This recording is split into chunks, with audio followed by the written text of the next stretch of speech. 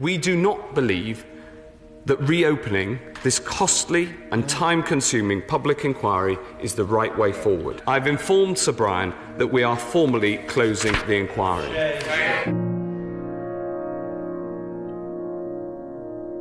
I could see this coming, but it's still a huge disappointment because they promised it, you know, it was a promise. When it was decided in both Houses of Parliament that we would have Loveson 1 and the things that we couldn't discuss would be discussed in Loveson 2. So now Theresa May's the Prime Minister and she hasn't met once with victims of press abuse. However, she has met on multiple occasions with editors, publishers of newspapers. We've been here many times before, broken promise after broken promise with this government. They've actually lied to us. You stood up in the House of Commons and you represented Sir Brian Leveson's position.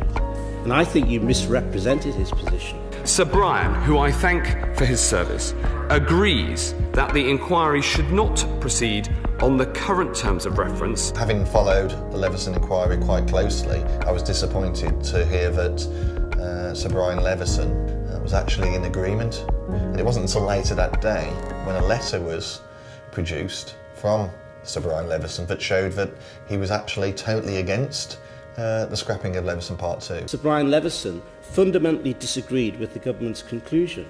You misrepresented Sir Brian Leveson's position to the Commons. I understand. I can see that you would rather have I'd done it differently. No, what I would rather would be that you were straightforward.